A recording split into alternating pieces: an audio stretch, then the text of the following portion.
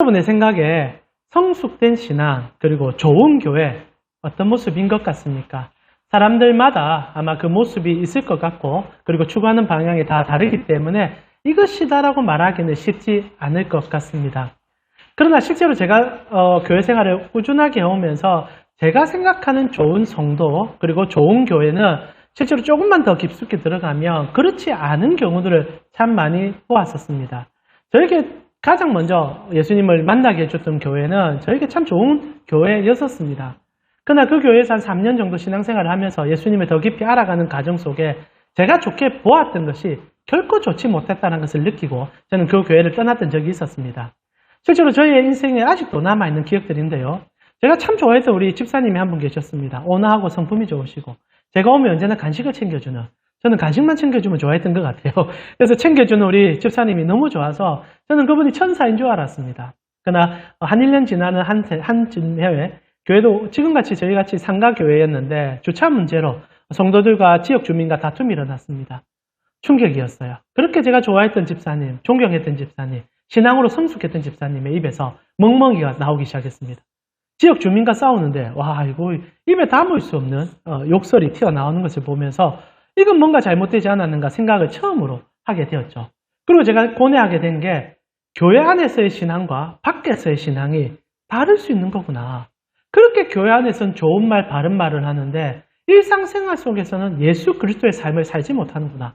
그리고 또 충격적인 것은 그 교회가 실제로 그렇게 성도들 간의 교제가 깊은 줄 알았지만 목사님께서 재정 비리가 있었고 그리고 탐심에 물들어 있었고 그렇게 목사님의 불을 따로 차리다가 결국 교회가 깨지고 부서지는 것을 보면서 우리가 생각하는 좋음 그리고 눈으로 보는 좋음은 결코 좋음이 아닐 수 있다는 생각을 하면서 저는 어찌 보면 신앙생활이 처음으로 시작된 것 같습니다.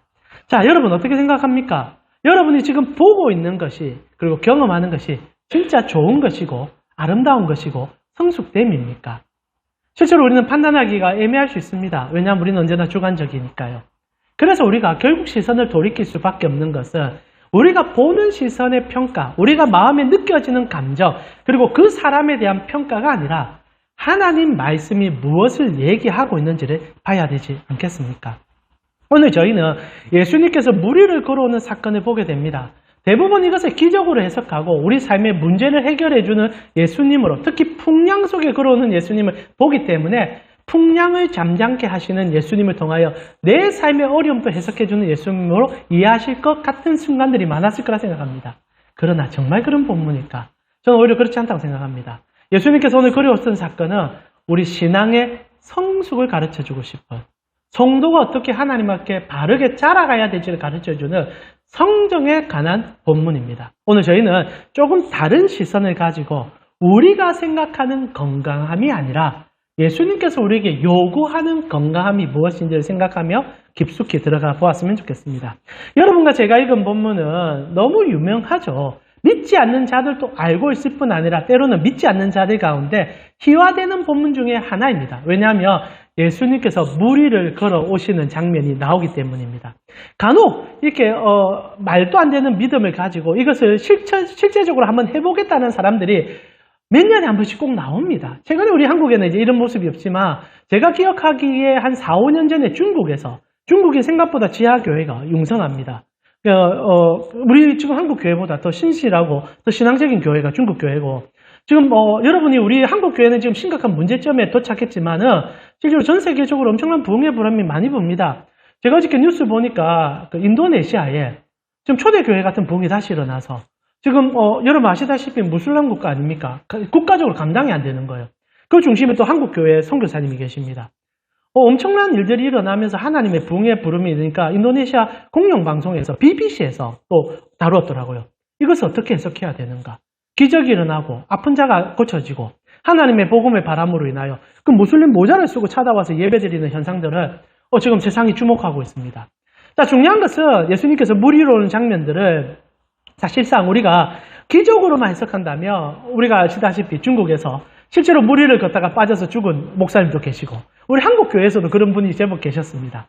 실제로 그러면 예수님께서 무리를 걸어오는 사건이 단순히 신비로운 기적을 보여주면서 우리에게 자극적인 야 이렇게도 되는구나 그리고 이렇게 보여주면 뭔가 쇼킹한 일이 일어날 수 있겠구나 라는 것을 보여주기 위해서 무리를 걸어오시는 건가?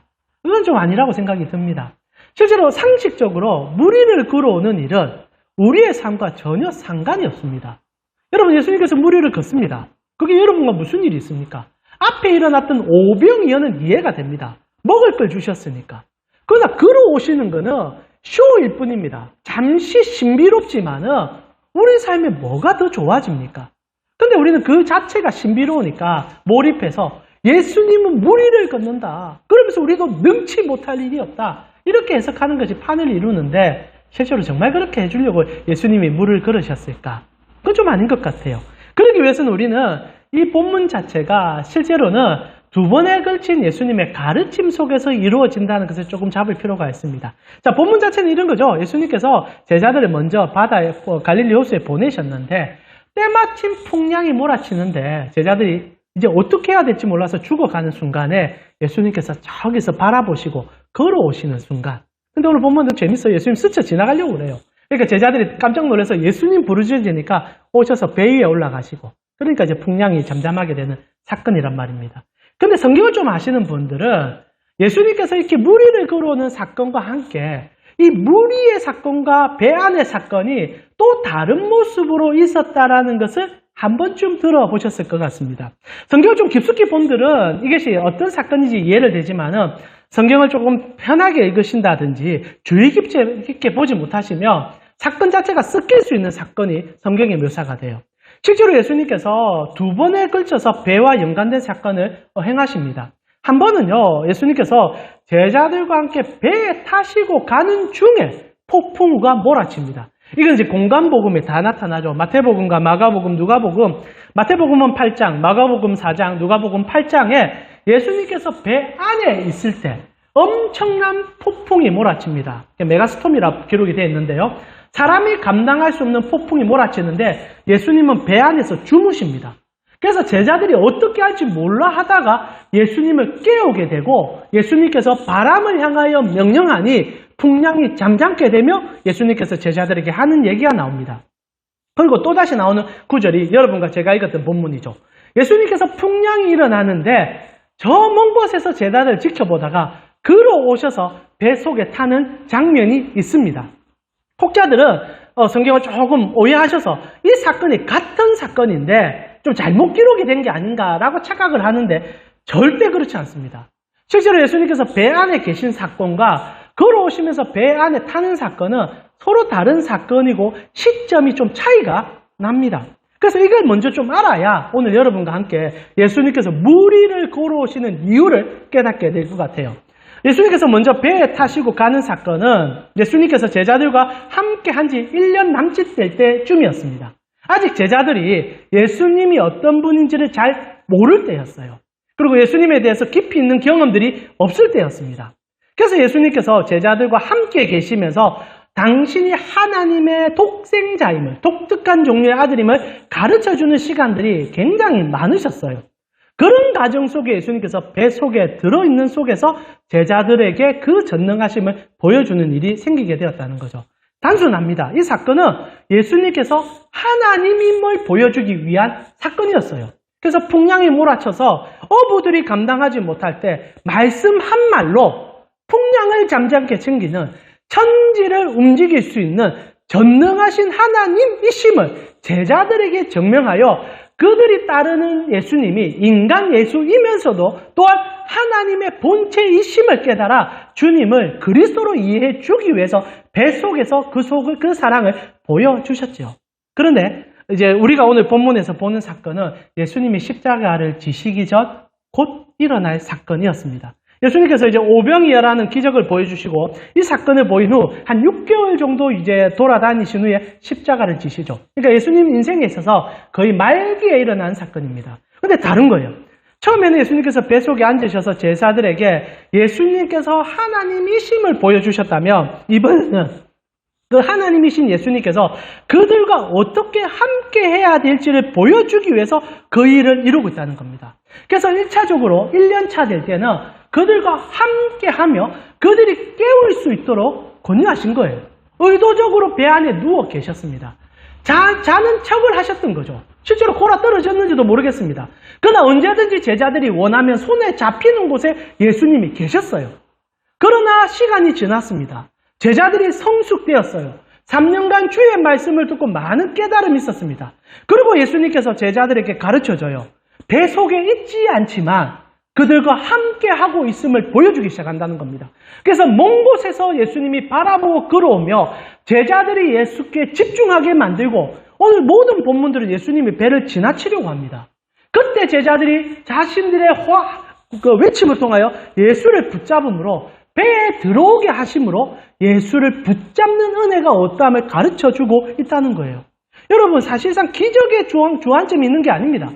예수님은 우리 삶에 어떻게 경험해야 될지를 두 번에 걸친 배와의 여정 속에서 우리의 신앙의 여정의 깊음을 보여주는 예수님의 손을 보게 된다는 거죠. 성도는요, 예수님이 우리 삶에 계심을 알면서도 예수님이 우리 삶의 영역 속에도 계심을 깨닫는 자들입니다. 여러분, 신앙은요, 어릴 때는 언제나 예수님께 무언가를 요구하고 때를 쓰기도 하고 나의 친밀함을 느끼는 순간들이 있으리라 생각합니다. 그러나 여러분, 장성한 이제 어른들이 언제까지 부모 옆에 머무는 적이 있습니까? 생업을 살아내야 되고 일을 해야 되며 생활 속에서 그 영향력을 드러내야 됩니다. 주님이 진짜 원하는 신앙은 애기와 같은 신앙이 아닌 거죠. 배라는 곳에 앉혀서 그곳에서 예수님만 찾고 예수님만 바라보고 예수님만 있으면 되겠다고 외치는 신앙이 아니라 예수님이 서 있는 저 무리를 바라보며 물속에서 예수님을 잡을 뿐 아니라, 그래서 실제로 마태복음 같은 경우에 베드로가 뛰어들어가서 예수님의 손을 잡으려는 사건도 터져요. 그런 식으로 예수님께서 우리와의 신앙이 우리 안에 있는 어떤 것이 아니라 밖에 있는 무엇을 통하여 더 나아감으로 주님을 앙망하도록 이끌어가는 것이 신앙의 본질이라고 가르쳐주고 있다는 겁니다. 실제로 배 위에서 예수님께서 걸어오는 장면은 우리에게 질문하는 거예요. 너희가 3년간 나와 함께 다니는데 신앙이 성숙하였느냐? 실제로 예수님께서 우리 교회 안에 계시는 분이 아닙니다. 여러분, 배를요, 여러 가지로 해석할 수 있습니다. 우리가 3주차 때는 배를 예수로 해석하게 될 거예요. 그러나 오늘은 우리 교회로 한번 살펴봅시다. 예수님은 교회 안에만 계시는 분이 아닙니다. 그러나 대부분 성도들은 교회 안에서만 예수님을 만나려고 해요. 실제로 예수님이 가장 중요하게 여기는 것은 우리의 일상입니다. 우리의 직장이요, 우리의 삶의 터전이요, 우리의 가정입니다. 그곳에서 예수님과 경험하고 예수님과 살아내며 세상의 그 거친 풍랑 속에서도 주님과 함께감을 알아야 되는데 어느 순간부터 성도들은 교회 안에서의 신앙만을 추구한다는 거죠. 그래서 성경은 언제나 우리에게 그런 신앙은 문제가 있음을 가르쳐주고 있습니다. 여러분, 실제로 성경이요, 신앙의 성장에 대해서 얼마나 깊이까지 가르쳐주고 있는 줄 아십니까? 여러분, 신앙은 어느 정도 성장하고 계십니까? 실제로 여러분, 단순히 예수님만 그렇게 가르쳐주는 건 아니죠. 하나님은 성도들에게 신앙의 성장을 요구하고 계십니다. 단순히 우리가 출애굽기만 살펴봐도 이스라엘 백성들이 처음으로 하나님의 백성이 되자마자 하나님이 가장 먼저 요구한 것은 성장이었어요. 성장이었습니다. 처음에 예수님께서 하나님께서 이스라엘 백성들에게 다가가실 때 그들에게 하나님은 다 해주셨습니다. 참 재밌어요. 여러분, 출애굽기를 펼치게 되면은 하나님께서 이집트 백성들에게 10가지 재앙을 보이시고 이스라엘 백성들에게 용기를 심어줄 때 이스라엘 백성들은 요구하는 게 하나도 없었습니다. 완전히 어린아이와 동등하게 취급해 줍니다. 젖먹이처럼 요구하세요. 그래서 하나님께서는 모든 것을 다 채워줍니다. 그래서 그들이 요구하지 않아도 해주고 그들이 필요한 것을 있으면 다 채워줍니다. 그러면서 그들을 하나님의 품 안에 안아서 끌어주시다가 홍해라는 거대한 바다 앞에 있을 때부터 어떤 가치의 변화가 일어나기 시작합니다. 이게 참 재밌어요. 여러분, 성경을 볼 때마다 하나님이요, 성도에게 신앙의 성장을 요구하고 있음을 놓치면 안 됩니다. 이건 예수님이 오늘 하는 것과 똑같긴 하지요. 출애굽기 14장에 보니까 하나님께서 여러분, 홍해라는 것은 사실 우리가 이제 진짜 하나님의 백성이 된다는 마지노선과 같습니다. 바다라는 것은 죽음을 나타내고 저주와 제약을 나타냅니다. 이것을 이제 건너며 내가 이전에 나는 죽고 하나님으로 새롭게 된다는 상징적 요소로서 홍해를 가르게 한단 말입니다. 그런데 하나님께서 이 홍해 앞에 서게 했을 때 이스라엘 백성들에게 희한한 얘기를 하나 하시죠. 그게 출애굽기 14장 13절에서 14절입니다. 어떻게 보면 배 사건과 똑같은 사건이 유추되는 거예요. 자, 우리 같이 한번 읽어볼까요? 출애굽기 14장 13절에서 14절입니다. 같이 읽어보겠습니다. 모세가 백성에게 이르되 너희는 두려워하지 말고 가만히 서서 여호와께서 오늘 너희를 위하여 행하시는 구원을 보라. 너희가 오늘 본 애굽 사람을 영원히 다시 보지 아니하리라. 그리고 14절 같이 읽겠습니다. 여호와께서 너희를 위하여 싸우시리라. 너희는 가만히 있을지어다. 처음으로 요구를 하십니다. 그 요구가 그런데 독특해요. 가만히 서서 내가 하는 걸 좀 지켜봐. 그전에는 이런 요구도 없었습니다. 그들이 뭘 말하기도 전에 주님이 와서 다 해주셨어요. 모세라는 인물을 통하여서 다 보여주셨습니다. 그러나 이제 홍해를 건너는 장면에 유발하자 주님이 요구하세요. 이제는 내가 하는 일을 지켜서 봐. 이때까지 너희가 하고 싶은 거 다 했었잖아. 그거 잠시 내려놓고 나를 앙망해봐. 이게 이제 성도에게 요구하는 하나님의 방법이었던 거죠. 이게 성장을 위한 첫 번째 요구였습니다. 내가 일하는 곳에 너희는 서서 기다려봐. 그리고 이제부터 시작되는 40년의 여정은 이 하나님의 오심과 하나님을 기다리는 과정에 대한 치밀한 하나님의 손길이었습니다. 여러분, 진짜 신앙의 교육이라는 건 이거예요. 다른 게 아닙니다. 하나님이 내 삶에 어떻게 일하는지를 기다리는 거예요. 여러분, 우리가 왜 일상 속에서 신앙의 성장이 이루어지지 않는 줄 아십니까? 못 기다려서 그래요. 안 기다려서 그래요. 기다릴 마음이 없기 때문이에요. 우리는 주일날 교회에서는 하나님의 능력을 기다립니다. 하나님이 우리 속에 역사하심을 경험하고 아멘으로 소리칩니다. 그러나 그 아멘은 직장 속에 들어가며 내 수단과 방법과 편편을 위한 도구에 불과할 뿐입니다. 내가 만난 직장 상사를 통하여 여러분은 하나님을 기다려보신 적이 있으십니까? 물론 언제까지 기다리냐는 것은 참으로 어려운 판단이 되리라 생각합니다. 그러나 우리는 언제나 내가 손쉬운 방법을 선택하게 변하지 때로는 하나님이 원하는 방식으로 실험을 잘 안 한다는 거예요. 그래서 이스라엘 백성들이 40년 가까이 기다림의 훈련이 치열한 것을 우리에게 보여줍니다. 여러분, 신앙은요, 지독할 정도로 어려워요. 왜냐하면 기다려야 하기 때문에. 여러분, 제가 온라인에서 요즘은 이제 그게 조금 이제 하나님 안에서 좀 줄어들고 있는데, 전자제품을 주문하고 나면, 내가 좋아하는 이렇게 전자제품 주문하면 기다림에 3일이 미칠 것 같아요. 그래서 막 이제 한 이틀 됐는데 안 오면 전화합니다. 왜 안 보내주냐고. 거기서 보내줬다 그러는 겁니다. 요즘 특별히 여러분이 또 이제 온라인 쇼핑몰 중에 해외 배송이 요즘 유명해지니까 보름씩 기다리는 경우도 있지 않습니까? 제 같은 사람 미쳐버립니다. 아이고, 안 오시, 전화. 이런 일이 일어난다는 거죠. 제가 살아보면서 경험하는 게 내가 좋아하는 게 생기면 사람은 못 기다립니다. 못 기다려서 안 달라는 거예요. 신앙에서 가장 어려운 것이 그거 아니겠습니까? 우리가 생각하고 우리가 좋아하는 것이 아무리 있어도 하나님의 뜻과 하나님의 임재를 경험하기 위해서 기다려야 되는데 이스라엘 백성들은 40년 못 기다립니다. 늘 벌떡벌떡 일어나요. 하나님이 물을 잠시 안 줍니다. 기다려보면 돼요. 처음에 하나님께서 마라라는 곳에 도착했을 때 이스라엘 백성들이 3일간 물을 먹지 못해서 목이 말랐습니다. 기다려라고 얘기하셨어요. 그러나 3일간 목마르니 못 기다리죠. 실제로 못 기다리죠. 그래서 난리가 납니다. 하나님께서 모세에게 나무를 던져가지고 쓴물을 단물로 바꾸라라 얘기합니다. 그러고 나서 이스라엘 백성들이 먹어요. 그러고 나서 이제 하나님을 찬양합니다. 근데 그들이 충격을 받는 게 있죠. 그리고 하루를 더 가니까 종려나무 7개와 오아시스 10개가 준비돼 파라다이스가 눈앞에 있는 거예요. 하루를 못 기다렸다는 메시지가 전달됩니다. 그리고 40년간 하나님은 계속 기다려보라라고 얘기를 해요. 그러나 이스라엘 백성들은 40년이 끝날 때까지 단 한 번도 못 기다립니다. 그래서 우리에게 깨닫게 되는 게 무엇인지 압니까? 예수님이 올 수밖에 없는 거구나. 그게 불뱀 사건 아닙니까? 그러면서 출애굽기의 여정에 기다림의 하나님의 가르침을 사실상 패스하지 못한 그들에게 근데 하나님께서 40년이 끝나는 시점에 이런 얘기를 해요. 출애굽기 우리 한번 신명기 한번 볼까요? 신명기 8장 2절에서 3절을 보니까 하나님께서 왜 너희에게 40년간 거리를 두고 때로는 기다리게 만들고 그리고 너희에게 그렇게 어려움을 줬는지 아니? 그러면서 우리에게 어떻게 보면 무리를 걸어오시는 예수님의 목적이 드러나게 됩니다. 8장 2절에서 3절이죠. 이 본문 너무 잘 아는 본문이니 같이 한번 읽어보았으면 좋겠습니다. 같이 읽겠습니다. 내 하나님 여호와께서 이 40년 동안에 내가 광야의 길을 걷게 하신 것을 기억하라. 이는 너를 낮추시며 너를 시험하사 내 마음이 어떠한지 그 명령을 지키는지 지키지 않는지 알려라 하심이라. 너를 낮추시며 너를 줄이게 하시며 또 너도 알지 못하며 내 조상들도 알지 못하던 만나를 내게 먹이신 것은 사람이 떡으로만 사는 것이 아니요 여호와의 입에서 나오는 모든 말씀으로 사는 줄을 내가 알게 하려 하심이라. 말을 좀 어렵게 하였지만 쉽게 표현하면 딱 하나예요. 하나님의 존재를 경험하며 하나님으로 생존하며 하나님의 나라를 경험해주기 위해서 내가 시험했다. 시험이라고 보지 마시고 기다림으로 보셨으면 좋겠어요. 내가 하루를 늦게 주고 이틀을 늦게 주었다. 왜? 내가 너희를 통하여 일할 것을 보여주기 원함이니까.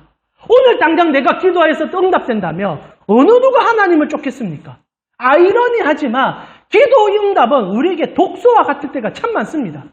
때로는 응답이 감사하죠. 좋죠. 그러나 하나님께서 다 들어주신다며 우리가 하나님을 왜 쫓습니까? 제가 오늘 설교를 시작하면서 안경 얘기를 했지만 때로는 빈곤함과 부족함이 성도에게 너무나 감사하게 하나님께 나아가는 통로가 될 때가 있음을 부정할 수가 없어요. 죄인된 우리는 채워짐으로 하나님을 찬양하지 않습니다. 채워짐으로 내 배를 두드릴 뿐이죠. 그래서 하나님께서 눈물을 머먹고 성도들에게 기다림의 시간을 준다는 거예요. 근데 말입니다. 이스라엘 백성들이 40년 광야 생활 동안 단 한 번의 성장이 없었듯이 오늘날 우리 현대교회 성도들도 예수를 만난 지가 10년이 20년이 되어도 일상 속에서 예수를 경험치 못하는 것이 애달파 얼마나 마음 아픈지 오늘 예수님께서는 제자들에게 3년이 지나는 사이에 무리를 걸어오심을 통하여 제자들이 얼마나 성숙됐는지를 가르쳐주며 그들에게 경험케 해주고 있다는 거죠. 그러나 사실 제자들은 또다시 실패하게 되었습니다. 아시죠? 마태복음은 어떻게 됩니까? 베드로가 뛰쳐갔는데 세상 다시 바라보다 꼬꾸락 빠지고 마가복음과 마태복음과 요한복음에만 나오는데요. 마가복음 말 그런 얘기도 없고 그냥 벌벌벌 떨다가 예수님 부르짖고 마가복음에 이런 기록도 나옵니다. 여러분 본문에 나올 겁니다. 본문에 제가 그래 혹시나 해서 이렇게 다 적어놨으니까 눈으로 읽어보십시오. 예수를 바라보면서 뭐라는 줄 아십니까? 귀신인 줄 알았다 그럽니다. 근데 그건 이해가 돼요. 인성이 가진 예수님께서 그 컴컴한 밤에 이렇게 지나오십니다. 근데 예수님의 장면이 정확히 묘사가 되는데 요한복음 조금 부실합니다만은 마가복음과 마태복음을 보게 되면 예수님이 지나가는데 앞만 보고 지나가요. 이상합니다. 예수님이 제자들 안 쳐다보고 이렇게 쓸까요? 완전 귀신입니다. 여러분 밤에요. 깜깜하게 산에 바다에 있는데 누가 앞만 보고 쓱 그것도 무리를 여러분 주위에 그런 게 아니라 무리를 쓱 이렇게 온다고 해보십시오. 제자들이 깜짝 놀랐을 거예요. 아이러니하죠. 그리도 좋아했던 예수님이 앞만 보고 오시니까 귀신인 줄 알아서 깨성을 지르고 웽웽 소리 지르다가 가까이 오니까 예수님인 줄 알고 예수님 우리가 죽게 되었습니다. 그리고 예수님 배에 올라타는 사건이 일어난다는 거죠. 무슨 얘기입니까? 너희가 어느 정도 나를 알고 있느냐? 너희가 이 풍랑 속에서 처음에 내가 뱃속에 있을 때 말씀으로 잠잠한 것을 기억하고 있느냐? 너희는 너희 삶 속에서 나를 어떻게 경험하며 내가 붙어 있는 것이 아니라 천지의 주관자임을 깨닫고 있느냐? 제자는 실패를 했다는 거죠. 이게 참 우리 신앙의 아이러니입니다. 실제로 고린도 교회를 살펴보면 바울이 속이 터져라 이런 얘기를 해요. 성도들에게. 고린도전서 3장 1절에서 2절에 보니까 형제들아 내가 신령한 자들에 대한과 같이 너희에게 말할 수 없어서 육신에 속한 자 곧 그리스도 안에서 어린아이들과 대한과 같이 하노라. 내가 너희를 젖으로 먹이고 밥으로 아니하니 이는 너희가 감당하지 못하였으므니와 지금도 못하고 있다라고 얘기합니다. 이게 어떻게 보면 어느 정도 제일 좋은 모습을 가졌다는 초대교회 안에 일어난 한 모습이라는 거죠. 하나님도 우리에게 성장을 원하시고 사도도 성장을 원하는데 성도들은 성장을 못하고 있다는 거죠. 그러나 이 고린도 교회 성도들은요, 교회 안에서는요, 정말 열심히 했었습니다. 얼마나 최선을 다했는지 몰라요. 그러나 바울이 하고 싶은 얘기는 일상으로 돌아가서 너희가 그렇게 살고 있는지를 물어봤는데 고린도 교회는 거기에 대해서는 답을 못했던 겁니다. 우리끼리 모여서 성찬하고 우리끼리 모여서 즐거우면 괜찮죠. 그러나 삶에서는 그리고 교회 안에서도 그러다 보니 계급이 이루어지고 치열함이 이루어지면 문제가 생기니 바울이 얘기합니다. 너희는 예수 흠믿었어. 예수 믿는지는 모르겠지만 주님이 원하는 분량의 성장은 단 하나도 이루지 못했구나. 내가 언제까지 젖먹이처럼 너희를 대해야 되겠니? 동일하게 히브리서 저자도요. 같은 얘기를 합니다. 히브리서 5장 12절에서 13절, 14절에 보니까 때가 오래되었으므로 아무리 신앙생활 오래 해도 너희가 마땅히 선생이 되었을 터인데 너희가 다시 하나님의 말씀의 초보에 대하여 누구에게도 가르침을 받아야 할 처지이니 단단한 음식은 못 먹고 젖이나 먹어야 할 자가 되었다. 무슨 말입니까? 하나님의 말씀을 깊이 이해하지 못하고 늘 복준다 기복의 은혜만 심취되어서 세상을 내 마음대로 생각하는 너희들아, 이제는 예수가 원하는 삶을 좀 살아봐. 주님이 뱃속에 앉아가지고 너희가 깨우면 일어나는 분이 아니라 저 배 위를, 풍랑이 치는 바다 위를 걷는 분이니 그분을 부르는 신앙을 회복해야지. 그러면서 13절에 이는 적은 젖을 먹는 자마다 어린아이니 의의 말씀을 경험하지 못한 자요. 단단한 음식은 장성한 자의 것이니 그들은 지각을 상용함으로 연단을 받아 선악을 분별하는 자들이다. 이것이 일어나지 아니하니 어떻게 교회 안의 모임이 참다운 모임이 될 수 있겠느냐라고 얘기하는 거죠. 사랑하는 우리 가운 식구 여러분, 신앙은 성숙해야 합니다. 이것이 교회 안의 요구사항과 다름을 알아주셨으면 좋겠어요. 오늘 성경이 무슨 얘기합니까? 여러분, 교회 안에 모여서 배 안에서 축제 열고 배 안에서 소리치고 배 안에서 할렐루야 외치는 것은 가짜라는 거예요. 교회 안에 앉아서 3시간 4시간 기도하는 집사님, 그리고 교회 안에 앉아가지고 뭔가를 헌금생활을 열심히 하며 중직을 맡아서 주님을 위해서 헌신하며 목회자를 잘 섬겨주는 어떤 직분자들, 그런데 그들이 진짜 잘 사는 모습을 직장 속에서 쳐다보라는 얘기예요. 그들이 정말 이웃 속에서 어떻게 살고 있는지를 여쭤보라는 얘기입니다. 제가 이때까지 살아오면서 많은 성도들은 교회 안에서는 신령한 직분자들인데 정말 직장 속에서는 말할 수 없는 엉망진창의 삶을 사는 수많은 거짓말 제기들을 끊임없이 봤다라는 거예요. 오늘 성경 우리에게 따끔하게 질책합니다. 그것은 다 가짜다. 그것은 다 거짓이다. 라고 얘기하는 거죠. 예수님은 물 위를 걸어오시는 분입니다. 우리가 경험할 수 있는 풍랑 속에 계시는 분이라는 겁니다. 그분을 보지 못하는 자들은 그분께 나아갈 수 없는 자요. 그분을 향하여 다가가지 못하는 자들은 실제로는 어린아이와 같은 신앙을 하는 자들이라는 거죠. 그래서 여러분과 제가 읽고 있는 본문들은 오직 예수님께서 물 위를 걸어옴을 통하여 제자들에게 신앙의 성숙을 묻고 있는 장면으로 들어간다는 겁니다. 자, 그런데 말입니다. 그러면 요한복음은 우리가 설교를 하고 있단 말입니다. 근데 요한복음이 여기서 태클을 조금 겁니다. 이제 우리는 조금 더 깊숙이 들어가 봅시다. 자,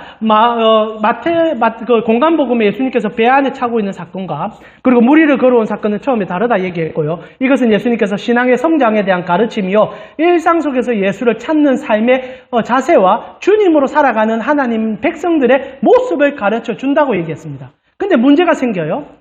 마태복음과 마가복음에 이것이 먼저 기록이 되어 있었습니다. 근데 여러분 오늘 주보를 잘 살펴보십시오. 마태복음에 예수님께서 물 위를 걸어오는 사건을 보면은 특이한 인물이 하나 등장하게 됩니다. 누굽니까? 베드로라는 인물이 등장합니다. 이 사건은 너무너무 중요하죠. 베드로가 예수님께서 풍랑 속에서 제자들이 있을 때 꼭 이 사건은 오병이어가 끝나고 예수님이 기도한 다음에 일어나는 사건으로 유도가 되고요. 마태와 마가와 요한복음에만 기록이 되어 있습니다. 자, 마태복음은 예수님께서 걸어오시는데 베드로가 흥분합니다. 그러면서 뭐라고 얘기해요? 주여, 나도 한번 걸어보고 싶습니다. 예수님께서 와, 봐! 이렇게 얘기합니다. 와, 그래서 베드로가 좋아가지고 물을 막 쫓아갑니다. 그러다가 어떻게 됩니까? 물 밑을 보죠. 풍랑을 보게 되죠. 그리고 바로 빠져들어갑니다. 그러자 주님께서 급하게 쫓아와 그의 손을 잡아줍니다. 그리고 끄집어내시죠. 그리고 딱 한마디 합니다. 믿음이 없는 자야. 이렇게 얘기하시죠. 그 참 우리에게 충격적인 말 아닙니까? 마태복음 14장 31절에 예수께서 즉시 손을 내밀어 그를 붙잡으시며 이르시되 믿음이 작은 자여 왜 의심하느냐 라고 얘기합니다. 그러면서 이제 베드로를 세워 올리고 제자들에게 믿음에 대한 가르침으로 이 얘기는 끝나갑니다.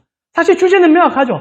성도로서 어떻게 예수를 붙잡고 어떤 믿음으로 살아가야 될지를 가르쳐주는 본문입니다. 그러면서 베드로가 세상에 있는 거침을 바라보다가 그 세상 속에서 예수를 바라봄으로 일어날 수 있었다. 우리가 일어나는 것이 아니라 예수가 잡아 끌어주는 그 삶을 우리의 풍랑 속에서 경험해라. 그러면서 성경은 얘기합니다. 예수와 함께 배에 들어오니 풍랑이 잠잠게 되더라. 이렇게 끝납니다. 그리고 마가복음은 이 베드로의 얘기는 지우고 있습니다.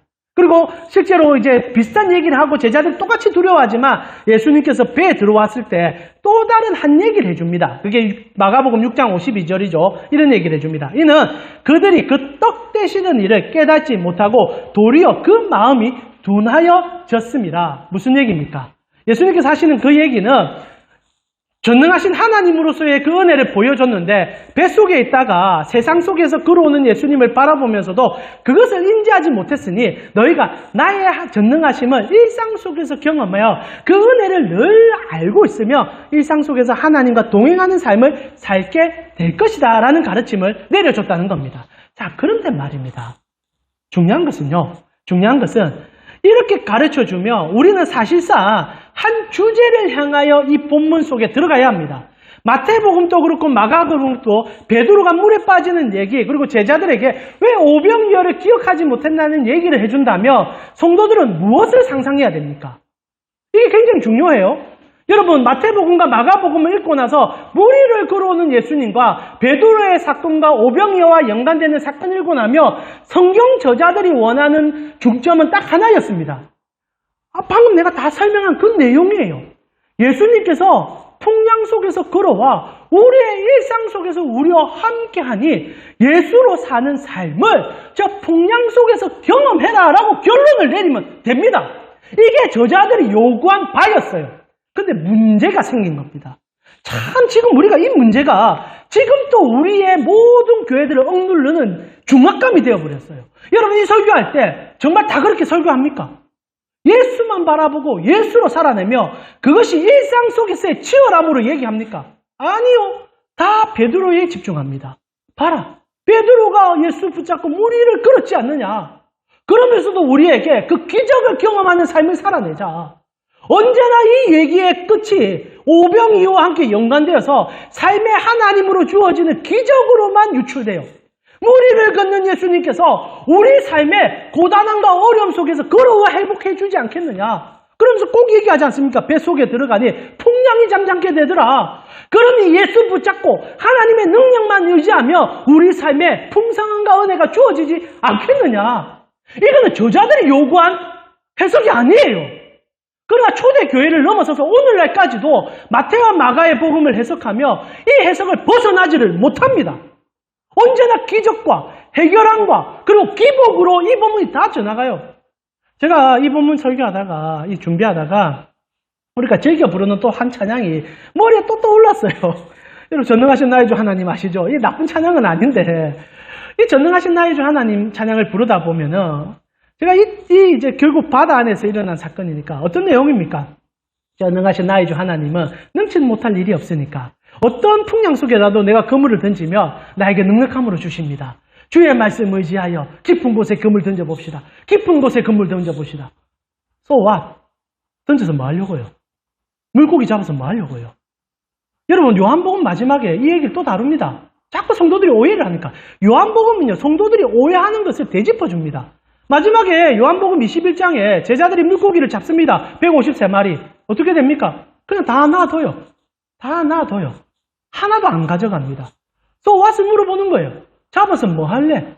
그때 이제 베드로가 말합니다. 주님, 사랑합니다. 주님, 아시지 않습니까? 이것을 물어보는 거죠. 성도가 물고기 잡는 것은 주님이 나의 삶에 함께 하심으로 주님께 나아감이 요함인데 우리가 물고기에 눈이 팔려버린 거예요. 마태와 마가의 무리를 걷는 예수님을 바라보면서 성도들이요, 다 우리도 이런 기적으로 뭔가 한번 해보자. 한탄주의와 기적주의에 눈이 멀어서 전부 다 그 얘기를 하기 시작했다는 겁니다. 저자의 의도와는 전혀 다른 곳으로 간 거예요. 그래서 요한복음이 써지게 된 겁니다. 요한복음이 같은 사건을 기록해 주는데 정말 무미건조하게 얘기하며 가장 중요한 것을 다 빼기 시작합니다. 여러분, 신앙의 성장이 무엇인지는 결국 이 과정을 통하여 요한복음까지 오게 되면 발견하게 됩니다. 여러분, 요한복음은요, 오늘 우리가 쭉 읽었던 본문들, 베드로의 얘기, 방금 제가 얘기해드렸지만, 그리고 마가복음의 오병이어와 연관되는 얘기들, 그러면서 예수님의 모든 행적들을 디테일하게 다루며 예수님께서 우리 삶에 어떻게 주인됨을 보여줍니다. 근데 요한복음 한번 볼까요? 제가 한번 읽어드릴게요. 요한복음을 다시 보시면요, 제가 15절부터 한번 읽어드리겠습니다. 말씀 좀 정리할게요. 15절부터 보면요, 이 사건부터 다르게 다룹니다. 그러므로 예수께서 그들이 와서 자기를 억지로 붙들어 임금 삼으려는 줄 아시고 다시 혼자 산으로 떠나가시니라. 이건 제가 저번 주에 목이 터져라 설교했었습니다. 혹시 못 들으셨다면 여러분 온라인으로 한번 들어보셨으면 좋겠어요.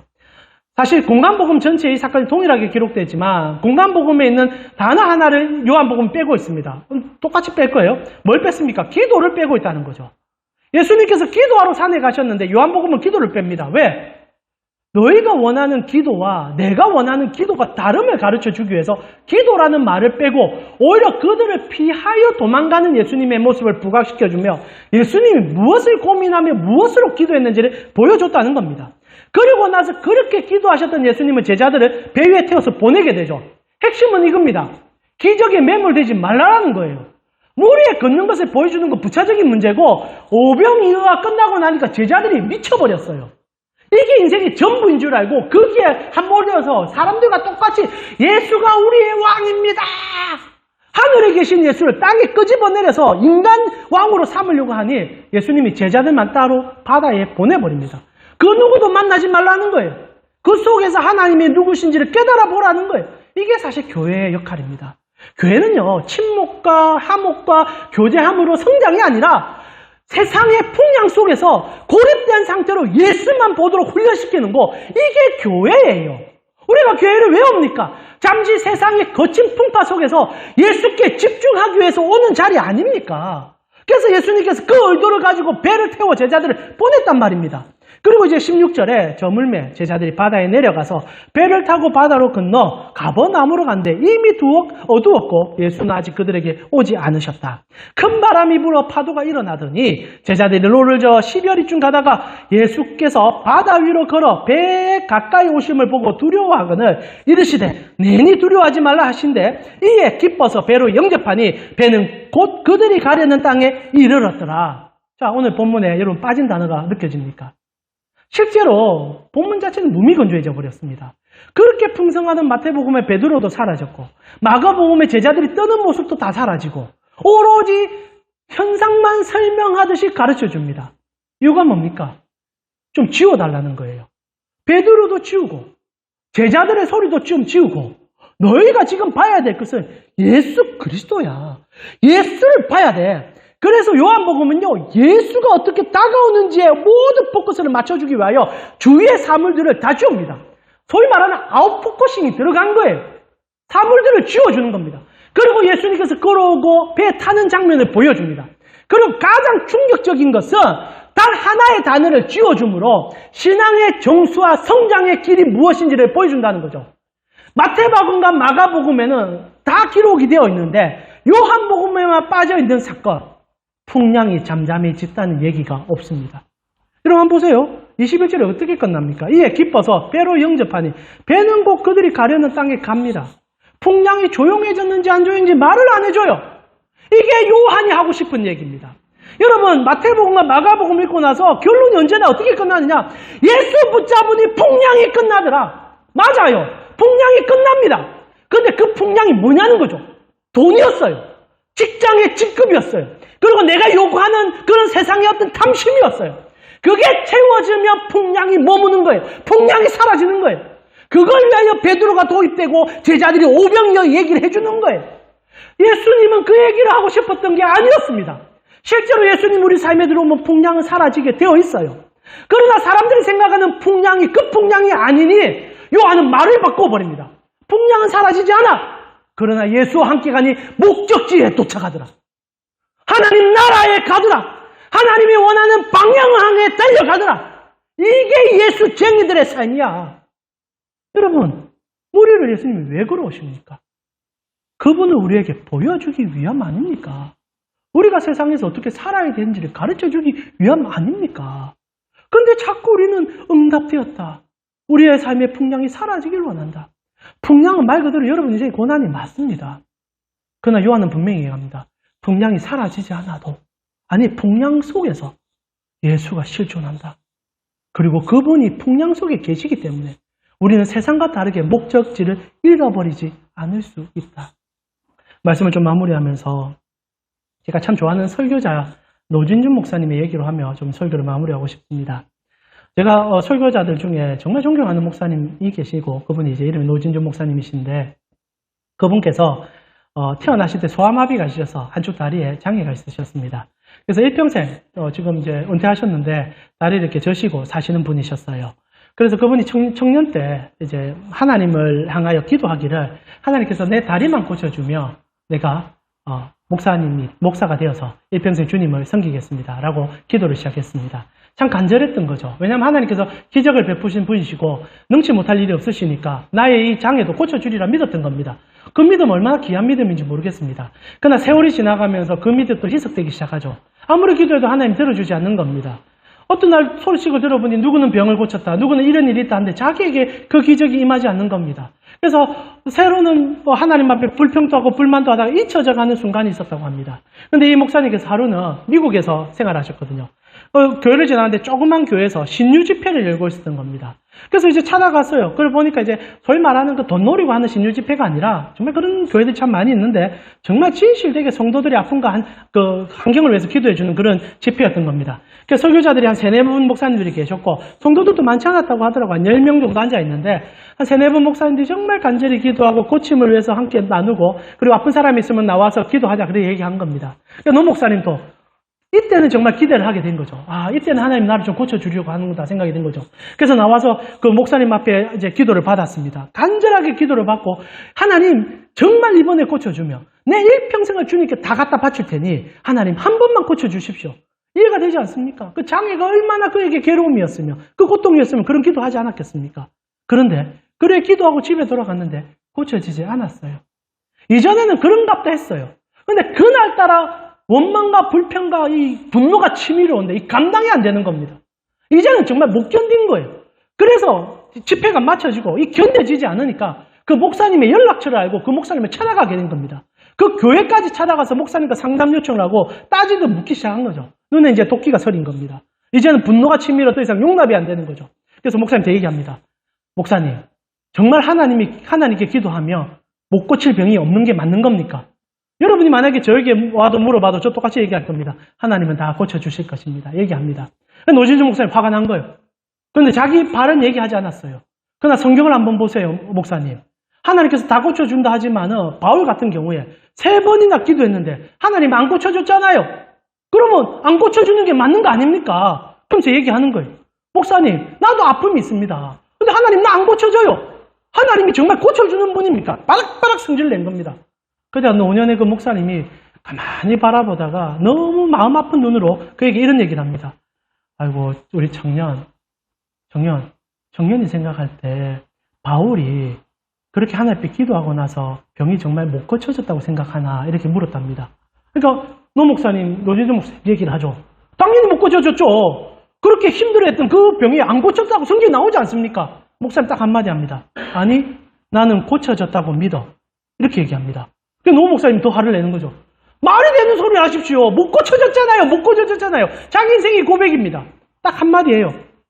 학청년, 바울이 하나님 앞에 기도함으로 네 질병을 못 고친다는 그 음성을 듣고 이 질병이 나를 위하여 주어진 질병이라는 얘기를 듣고 난 이후에 이후로 이 질병을 놓고 바울이 기도했을까? 얘기를 한 거예요. 그죠? 노 목사님이 충격을 받은 겁니다. 왜냐하면 고쳐짐의 문제가 아니라 인생의 목적성을 깨달았을 때 바울은 진짜 기도하지 않았거든요. 3번 간절히 기도한 이후에 하나님으로부터 음성을 들었습니다. 너의 그 질병은 나를 위함이니 네가 그것을 가지고 낮아짐을 경험하며 하나님 나라를 세워달라. 그때부터 바울은요, 육신의 가시를 자랑하기 시작했습니다. 내가 이렇게 고통스럽고 아픔은 하나님 나라를 위함이었다라고 얘기하며 서신에 기록했습니다. 그는 더 이상 그것을 위해서 기도하는 사람이 아니라 하나님 나라를 이루어가는 사람이 되었다고 성경이 얘기해 줬다는 거죠. 노 목사님이 그날 목사가 되었어요. 노 목사님이 평생 다리를 절지만 그래도 하나님 앞에 서는 것은 하나님이 나를 풍랑 속에 불러주심으로 나와 같은 풍랑 속에 있는 자들에게 하나님 나라를 보여준다는 믿음 하나로 서 있다 얘기해 줬어요. 저는 그날 폭풍 속에서 주님을 따르는 것이 무엇인지를 노진준 목사님 통하여 다시 한번 경험했습니다. 해결되면 좋습니다. 기적이 일어나면 안 좋은 게 어디 있겠습니까? 그러나 성숙된 신앙은요, 오히려 그 풍랑 속에서 살아계신 예수님의 손을 잡고 정말 중요한 삶의 여정이 무엇인지를 보여주는 예수쟁이들이 아니겠습니까? 여러분, 어린아이 때는 우리가 젖을 찾을 수 있습니다. 그러나 성장하였기에 이제는 예수로 살며 예수로 걸으며 풍랑 속에 다가오는 예수님을 부여잡고 일어설 때 하나님 나라는 여러분 속에 더 크게 더 완성되어 그 충만함으로 분명하게 나타나게 될 것입니다.